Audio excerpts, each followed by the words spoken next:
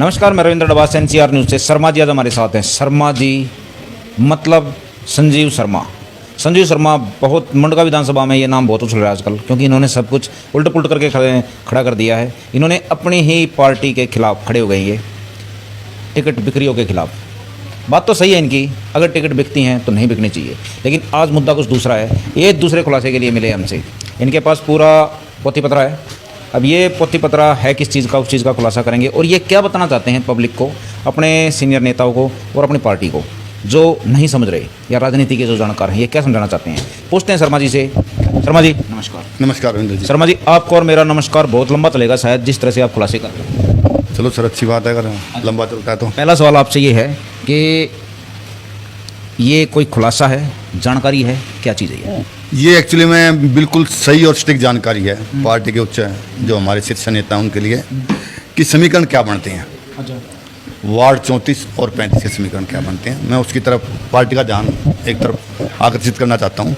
क्योंकि कई बार क्या होता है कि जो नीचे के जो हमारे जो है ना ऑब्जर्वर वगैरह या जो और जो हमारे अधिकारी हैं वो ऊपर नहीं पहुँचाते हैं, और इसीलिए हम सीट भी हार जाते हैं वार्ड की। आप कहना चाहते हो कि जो आपकी पार्टी की लाइन वो बीच में से गड़बड़ चल रही है?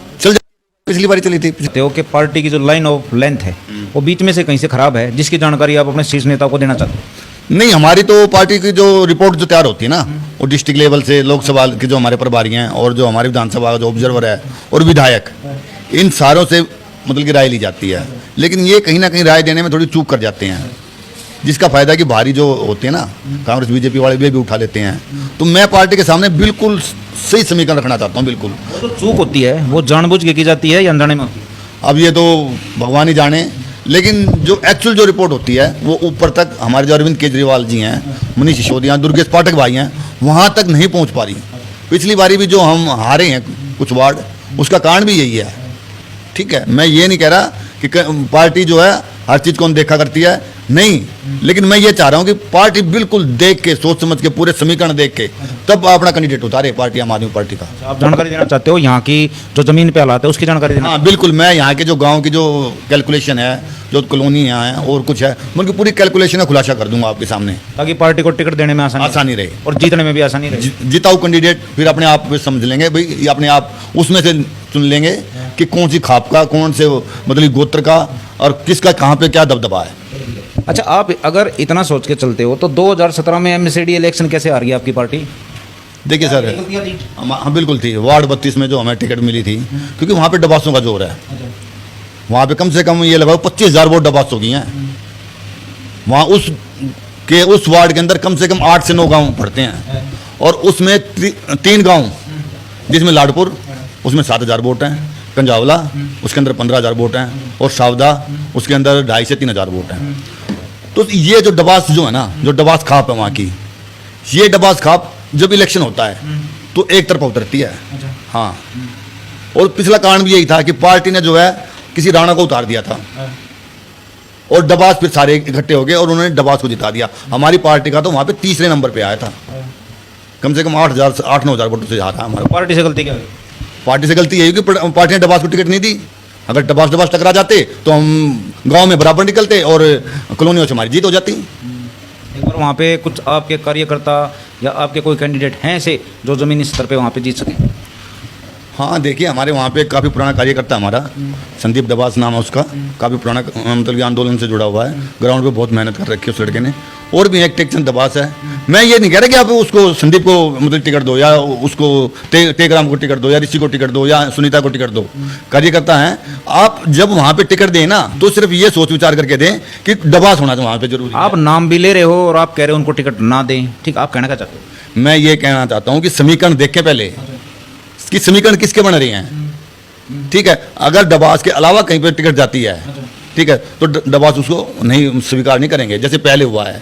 पहले कंजावला की डबास ही जीती है वहाँ पे काउंसलर।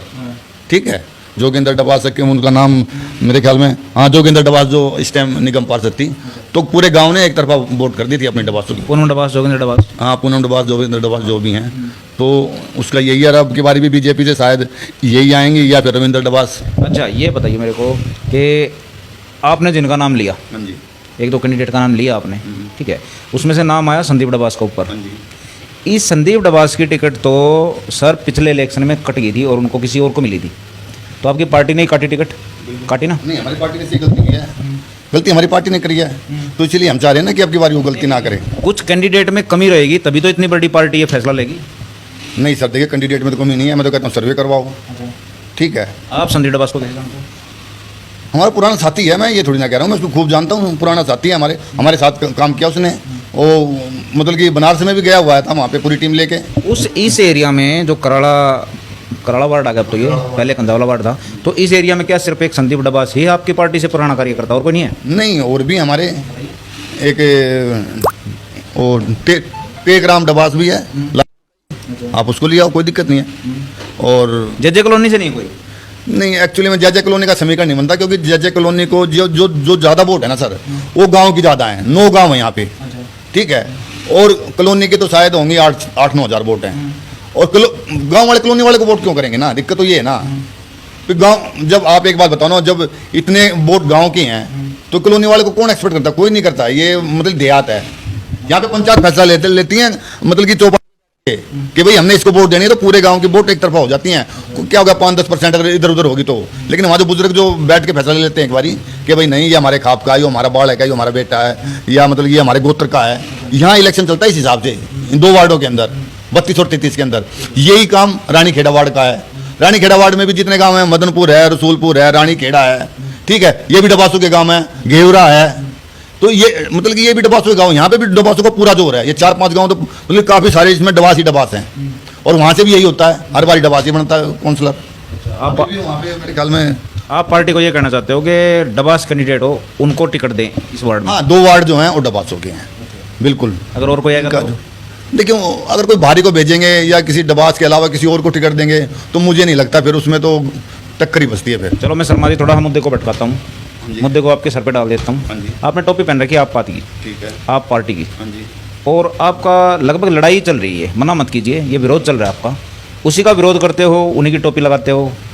सर देखिए, मैं अपनी पार्टी का सच्चा सिपाही हूँ, ठीक है, और मेरा रिकॉर्ड उठा के देख लो, मेरे ऊपर एलिगेशन भी लगेंगे अभी थोड़े दिन में, किसी तो ये है, लेकिन मैं नहीं डरता, क्योंकि मुझे टिकट नहीं चाहिए। पहली बात तो ना मुझे डर है कि मेरी टिकट कोई काट देगा, जब मैं टिकट मांग ही नहीं रहा। तो मैं तो पार्टी को एक्चुअल जो समीकरण है ना वो बता रहा हूँ, और पार्टी को ये भी चैलेंज करता हूँ कि वहाँ से सही टीम भेजे, ठीक है, बिल्कुल जो निष्पक्ष मतलब कि सर्वे करे, ये नहीं कि वे नहीं बिकाऊ वाले नहीं, निष्पक्ष आए और वो सर्वे करके लेके जाएं दोनों वार्डों का।